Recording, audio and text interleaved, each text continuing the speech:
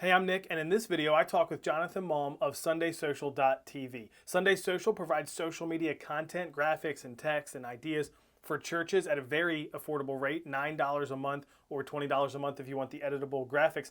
And Jonathan and I talk about the 8 types of content that he creates and the categories there, as well as the different topics, probably 20 plus topics, and how he uses those 2 filters to create his content. So whether you would use SundaySocial.tv or not, his framework is very helpful for churches. And he does a ton of testing to see which content is working, what types of content are working, which images visually are appealing. And we talk about that in this interview. He also shares the one type of content that is doing the best, and hint, it's not video. So you can check all that out and more in this interview. This is all bonus content for the New Digital Church course. If you're interested in helping your church leverage online better, check out newdigitalchurch.com and be sure to subscribe so you catch the other videos in this series. If this is helpful for you, go ahead and hit that like button.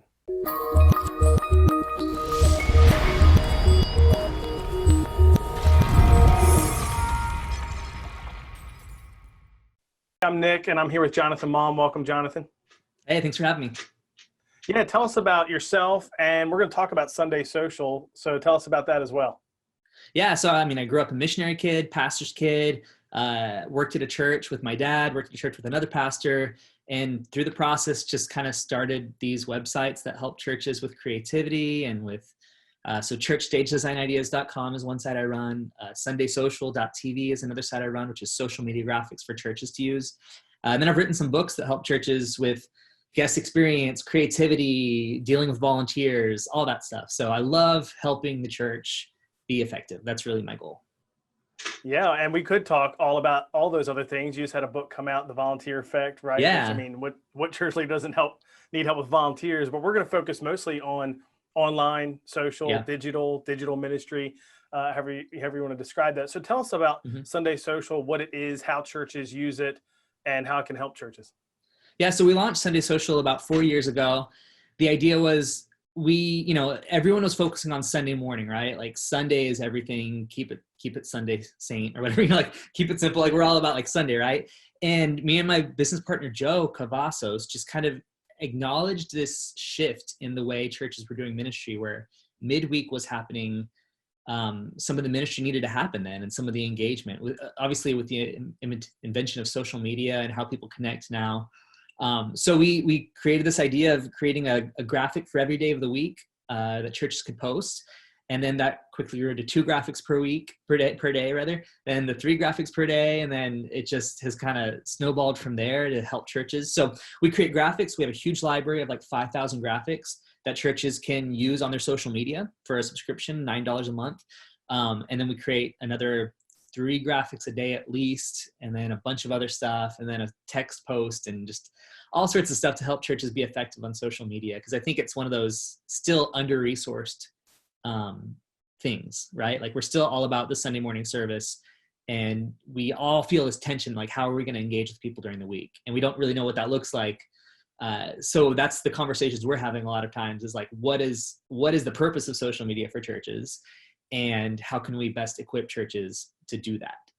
Which I think we'll talk about that today. It's kind of some of those purposes and how we do that, and not trying to sell Sunday Social because all this stuff is just what we do. I'll just unpack everything about the way we approach social media. And if you want to use Sunday Social, go for it. If you don't, do it yourself. You can. That's the beauty of ministry is we can all be DIY people. Yeah, that's true. But it's also what's hard about ministry is we've got 50,000 things it feels like we got to do every week. So I love the idea of being able to outsource and have somebody else think about that. And I also think most of us in church world, social media is still a little bit of a megaphone, right? It's like announcements and pushing things and all that. So how does Sunday Social help with that? Because I feel like your content is a good answer to that problem if we don't have the time to create it ourselves the way that we should and make social media social instead of like announcements. Yeah, and that's a great concept you opened up right there, that we still largely think of like marketing. And I think we've gotten a bit of a disservice over the years learning applying marketing to churches where there's valid principles. Obviously I'm a marketing major, so I believe in marketing, right? but I think we've made it about like selling, which the product we're selling is come to our church service or come to our event and it's unfortunately a little less about ministry. Now, obviously the goal is ministry, right? But I think we've kind of had this unintentional thing happen where we tell people, hey, come to our service, come to this event. And we've unintentionally told people that Jesus is at our building. Jesus is in our building or in our 1 hour program. And if you want to meet Jesus, you got to be there. And obviously there's huge value in the gathering of saints. Like there's not debating that. I believe in the church, but I think we've done a disservice where all of the ministry happens in a building and we've neglected ministering where people are on their social media, on their phones, on their computers. So a lot of the shift that we've been trying to make is how do we create content that ministers to people? And that's difficult. Like, how do you do that? Like that, and that's one of the problems. That's the reason a lot of churches don't do that, is because, well, we've spent all of our time focusing on this women's event. How are we going to now try to like create more content for social media that helps women, right? So that's kind of our goal, and we do that a few different ways. I mean, we can jump right in if you want. Like we kind of primed a little bit before, so yeah. Sorry to unveil the curtain, but one of the things that I've done recently is, well, let me break this out. First of all, we separate our content at Sunday Social. Whenever I create content, I come up with 4 post ideas a day. So that's a lot of content to create, and I try not to repeat myself. I try not to, obviously I take models and things that have worked before. Like we use our own social media account, sundaysocial.tv, on Instagram, and we test a lot of content. We see, okay, this type of post works well. This type of visual works well.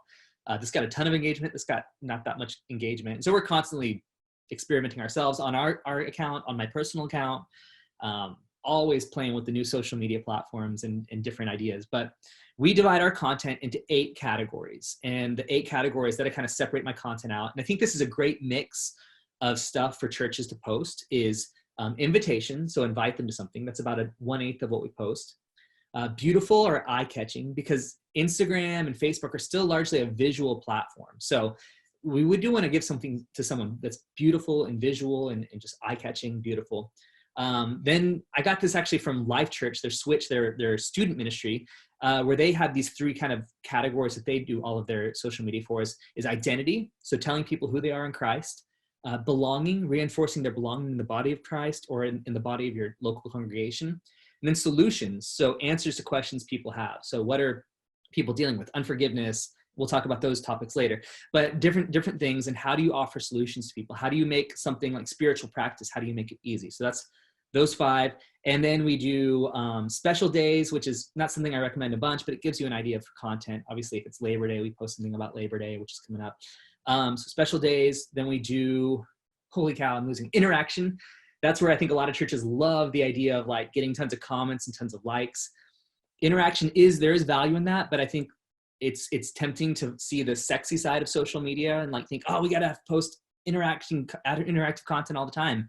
And the problem with that is you can easily turn your social media account into a meme account, which is not a good idea for a church to do. So interaction is good, but that shouldn't be the sole goal of your social media. And then the final one is humor, and just trying to create humor that reinforces maybe the message or reinforces church culture. That's always tough, trying to find something that's funny, but that works for a lot of different churches and still isn't just like out of left field. So that's always a fun struggle, coming up with 1/8 of our posts being funny, which is sometimes we hit it, sometimes we don't. So yeah. Oh yeah. And so then, so, I mean, if you want, I can dive into kind of the topics that we address. Yeah, well, I'd love to hear that. I'm also thinking, I know you test too, Yeah. so I'd love to hear too, like what's working, what's not, but wherever you want to go is Yeah. So, well, let's talk about what's working. So, a lot of the times what's working is carousel posts, frankly, which we tie that in with our whole solutions section. Is we try to create a lot of carousel posts, and carousel posts, if you're unfamiliar, are basically just the slideshow posts on Instagram, where there's like 5 to 10 posts. There's something about those that really get a lot of attention right now, partially if you do it right. And I think this is the key. I think a lot of people are starting to realize there's a lot of engagement there, and they're doing that, but they're doing them wrong.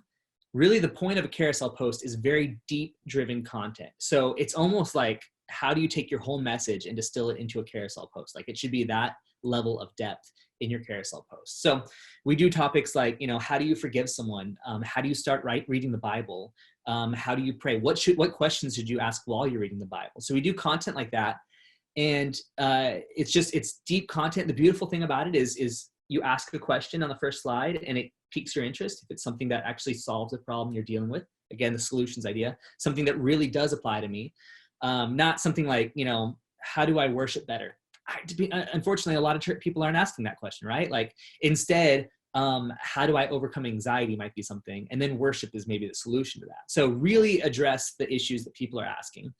And then the next one is you give them a point, maybe give them a scripture, back it up, or you explain it a little bit more. Next one, another point, and just make it easy. And the cool thing about that, I think the reason people love carousels, they love it actually even more than video. Like for the last 10 years, everyone's been like, video is king, video is king.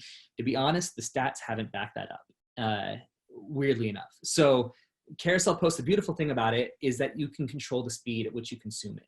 Whereas video, I have to watch that full 15-second, 1 minute, sometimes 45-minute video to get my quick points, my quickly digestible points. So carousel posts, man, they're working really well. There's a lot of things that work, but that's one that just tends to work really well. Yeah, and I get that. That makes sense. And I even wonder, sometimes this is a little bit of a tangent, but on Facebook, a lot of times if you let Facebook try to help you make ads, or if you do some kind of a call with them where they'll try to guide you through the ad manager and do stuff like that, they love to help you create carousel ads, which a lot of times they're popular with stores or products, because you can kind of page through and see the different things they have there. It's not typically my go-to when we create Facebook ads for our church, but I just find it funny. That's usually what they want you to create. And I don't know if that's because it's, better engagement on that on Facebook too, or not. I have no idea. It's representative of, largely representative of Gen Z, the culture of Gen Z, which is, there's so much out there that I need to be in control of the speed at which I consume content. So when you're talking about TikTok, 15-second video, but I don't even watch the full 15-second video. I give it about a second. If it doesn't grab me immediately, I swipe. I'm on to the next thing. That's why a lot of kids, a lot of, teenagers are watching YouTube over TV. Because TV, I have to sit the full 30 minutes, watch some commercials if I'm not streaming. And I just get to the point, right? Like a lot of it is filler content because they got to fill their 22 episodes for the year. And it's just not as engaging because it's a lot of stuff that's not available at my speed. And I think that's the huge trend that we're seeing happening with the next generation. But even millennials, I think, are even my generation is that way, where we're like, we just want to be in control of the speed because there's too much out there. There's so much good stuff, but we only have time for the great stuff. So how do we get to it? We have to be quickly discerning and decide quickly what we want to see. Which for churches also means that it's more important to have like really good content, really great content than lots of content, which again is why I like Sunday Social and being able to outsource and have somebody else think about that. Because honestly, spending all our time on that is hard. Some churches can do it, some can't. But what are some other topics or things that seem to be working? Yeah, so while I'm working through the topics, I go through my little notebook right here, my handy dandy notebook, and I've just one day I decided, I'm like, hey, I'm going to try to figure out what are some of the universal topics that we need to address at church, but more importantly, universal topics that people are dealing with regularly. This happened during the COVID season. A lot of the shift in the way we approached social media happened starting in March when we realized, holy cow, churches are shutting down. Like social media is going to be everything. Like that's the only thing we have to connect to our people. So how are we going to help churches connect with their people? So it was cool because on one hand, suddenly every church knew exactly what every single person in their congregation was dealing with. Everyone was dealing with fear. Everyone was dealing with isolation, right? So like every church could be like laser focused. Some of the best ministry churches have done in a long time was probably in that March, April, May, those months where like we knew we were just hitting it, right? Like we were the solution people needed. And then it just kind of delayed and delayed and delayed. We kind of lost some of that focus. And I think that's some of what we're seeing right now, where churches are kind of disconnecting a little bit more from their people. But some of the topics that I created during that time was 1, shame or not living up. 2, isolation, loneliness. 3, fear and anxiety. 4, desire for influence or desire for impact. 5, anger and unforgiveness. 6, selfishness. 7, sadness. And 8, doubt or hopelessness, either doubt in your faith or just hopeless about the season. Those are kind of some emotional topics that everyone deals with, right? Like those are just the things people deal with. And then I talked about some spiritual disciplines. The next category is holiness. There is this need, there's this desire, this innate need in us to be holy. Reading the Bible. How do you read the Bible better? Because we as believers, we want to read the Bible, but it's difficult. If you're working your way through Chronicles, it's just rough, right? So like giving some practical tips on how to read the Bible. Prayer, again, we feel that need to pray. Like everyone knows they need to pray, but how do I do that? How do I make that a regular thing? So the goal with these spiritual disciplines is I try to make them easy, right? How do I make a complex spiritual discipline that can take your whole life to master, but how do I make it easy for people to start, or just help people take a little step, closer toward getting better? Fasting, not one we talk about a lot, but it is one of those that I include in the list. Probably in January or something, you can whip that out and do your Daniel fast or whatever. But giving is one of those. It's a lot of people don't feel the need to give, but there is this need to give. And so that's a complicated one. How do you encourage that need to give? And I think the way that I found with giving is the way you encourage people to give is you celebrate the people who give. So I love the book, How to Win Friends and Influence People by Dale Carnegie. Such a good book. One of the things that I love that he says is give people a fine reputation to live up to. And the idea is if you cheer on your people for being great givers, for being generous with their time, with their money, and with their talent, people see that that's the standard and they want to move toward that, right? And the goal is not to manipulate, but the idea is, just celebrate the people who are being generous. Give them something, a goal to look toward, and say, hey, we believe this is in you and we want to help you get there. So giving. Worship. Again, one of those, like, if some people just love worshiping and they love the goosebumps they feel from getting around a group of people, lifting their hands, that newest Hillsong. But some people don't. So how do you maybe make worship tangible to people who, maybe some men who don't find the more emotional aspect of that? How do you make worship accessible? Community. Again, community is one of those we've really felt the need for more than ever during this time. How do you address community and how do you help people with community? These spiritual disciplines are mostly the solutions type approach, where I really try to make it easy. How do you talk to someone about your faith? How do you make a new friend at church? Stuff like that. Really, really practical stuff. Then the final one is just practical topics. This is the stuff that we tend to make our sermon series about, is relationships, money, work or career, and diet and exercise. Those are things that people, we know that from preaching. People deal with these constantly, right? So doing a series on these is going to be a great boost for the church, right? So why don't we do that on social media? Why don't we break those down just like we do on our sermons? Why don't we do that for social media? Now, you have the different types of posts, right? We went through those 8 kind of types and categories. And then here's these topics. Do you like start with the type, then pick a topic? Do you start with the topic, then pick a type? And how do you spread that out for a month? Yeah. That's exactly what I do. So we use Airtable, which is a really cool, it's almost like an Excel sheet, but it has a little bit more data-driven or information-driven whateverness to it. So we use Airtable to collaborate as a team, and I put out the whole calendar. I put my 3 days or four bits of content for each day. I just create the Airtable, and then I go through and I look for holidays, special events, things that are coming up, is Super Bowl happening, stuff like that.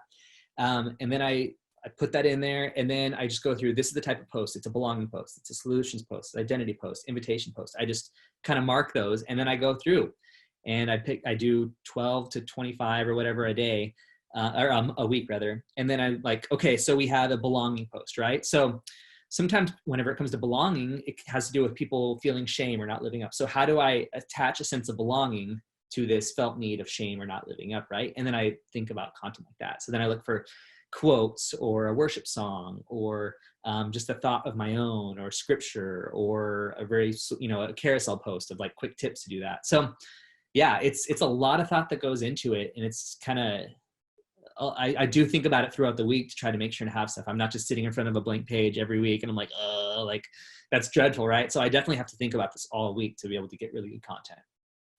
Now, for a church that uses Sunday Social, this question came to my mind as you're talking about this. You're creating new content all the time, so they can just see the new stuff that's releasing and think about how they want to use it.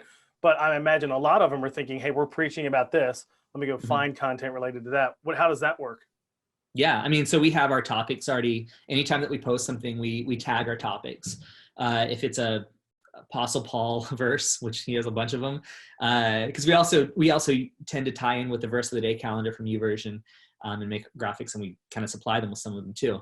But yeah, so I mean, scriptures that you're doing, we're trying to get the majority of the Bible. Any verse you're probably going to use at the church, we're trying to make a verse graphic for that, so it makes it accessible. But yeah, I mean, you can search anger, you can search forgiveness, and you'll find those.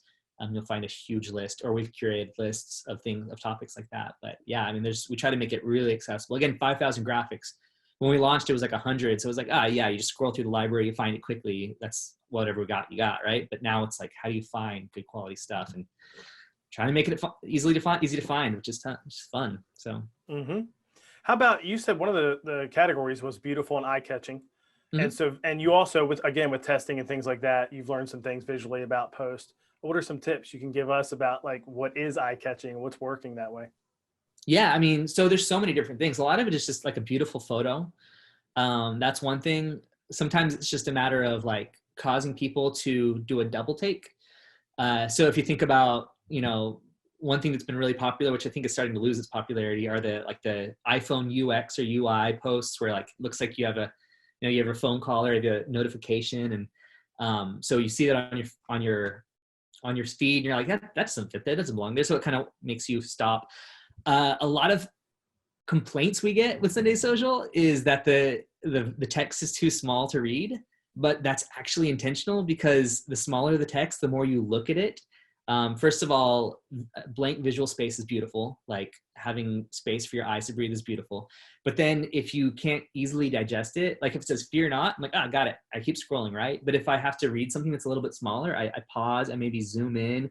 I'm sitting on that image longer, right? Like I'm engaging with it longer. So there's that. Sometimes it's just unique visual techniques. So we buy graphics from really cool designers like Dustin Cooper, David, DNG Creative. These designers that do really cool collages that are kind of like crazy, atmospheric, interesting images that just kind of make you like, whoa, that's gorgeous, right? So stuff like that. There's a lot of different ways we try to do that, but a lot of it is just to get people to like look at it, right? To like, wow, that's beautiful. That broke the monotony of political posts or COVID posts or something like that. It broke the monotony in it, and I'm looking at it. It's just, wow, I like it. It's pleasing, or it's captivating. How about, I'm thinking about new things like TikTok or even Reels on Instagram, very new at the time that we're recording this. And again, churches could spend time on all those new things, and then you never know what's going to pan out and still be worth it or not. But you're testing some of that too. What are your thoughts on churches in those kind of platforms, and even being on the cutting edge of it? Is that something they should strive for, or is it like, let's see how it goes for a while? What do you think? Yeah, for me, I'm always an early adopter. So whenever I found out about TikTok, I'm like, I got to get on that thing. I would encourage churches to get on TikTok, not as a content producer necessarily at first. I encourage my brother, he's an author like me, and he's like, hey, do you think I could use TikTok? And I'm like, okay, here's what you do. You get TikTok, you watch for about a month, and you just see what that community is like, because TikTok is this cult following. It's a completely different community. The humor on there's like jokes on jokes on jokes. Like when you first watch it, you're like, I don't get it. I know there's something funny here, and I know people are loving it. I don't get it. The more you watch, you start realizing it's a culture, it's a community. So for churches, I would encourage you, understand that culture. Just like a missionary, whenever I go to Guatemala, I learn the language, I learn about the culture, I eat with the locals. I immerse myself in the culture because I want to understand it, and I can't speak to it until I understand it, right? So for churches that really see the vision of it, I would encourage you, learn the culture and then learn how to speak to that culture. But I think it's not one of those things the church just needs to jump on. It's not easy to target specific people. Like on Instagram, the people who follow me, I can nail it. I know they're probably believers or they're people questioning, so I can create content that's very easy. On TikTok, it's everything. So you're going to have people who hate God. And so you have to frame your message in such a way where like it makes sense to them. Obviously, you can't make someone love God who hates God. Like that's something the Holy Spirit needs to do, but we can create content that at least is not like, that's not like completely foreign to people. Right. So TikTok, Reels is kind of that way too. It's a little bit more mainstream because it's on Instagram and it's so many people already use it. So it's a little less scary. The problem with Reels is that Instagram is an audio off platform. I'm used to engaging it without audio. Even videos, like if I'm I have to click it if I want to hear the audio. I don't usually want to hear the audio. So people are trained to not use audio when it comes to Instagram. So it's going to require churches to adjust their approach quite a bit to be able to use Reels. And I think Reels is still in its infancy. We'll see. But I mean, if you have the vision for it, experiment with it. So I hop on TikTok. I have maybe 30,000 followers now. Yeah. But I post funny content. I'm trying to speak to the culture. It's not my usual stuff. But for me, I want to be able to learn the culture. I want to be able to learn how to speak the culture. I want to test, is this successful? And then hopefully I can take that, and it's informing a lot of the content for Sunday Social, because I know, like, oh man, Gen Z is coming up. I want this content to connect with them. So that's what I'm trying to do a lot. Well, is there anything else you'd add for churches using social media? And also, I want you to tell people how to connect with Sunday Social, like maybe how to try it out or get started. Yeah, I think one thing I would encourage you is, one thing we do in our churches a lot is we try to get people to take huge leaps toward Jesus every service. Because, if the average stat now is people show up once every 4 Sundays. So we're like, oh, we have to get them right in this 1 hour. But with social media, you don't have to do that. You just can help people take one tiny step toward Jesus. So create content that just encourages them throughout the day, that helps them, focus on Jesus instead of focusing on the distractions, little things like that. So that's what I would encourage you to do. If you want to connect with me, jonathanmalm.com has all of my projects, my books, my links to Sunday Social, church stage ideas. But yeah, hop on there, check out Sunday Social. I think it's just like a no-brainer. It's $9 a month.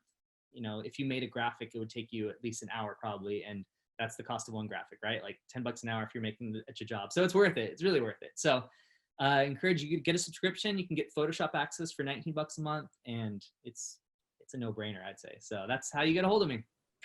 Cool. And I agree. I think it definitely is a no-brainer. So thanks for what you do to help churches. It's just more and more important every week as it goes by to leverage social media well. So I appreciate that. Thanks, Jonathan. Yeah, definitely.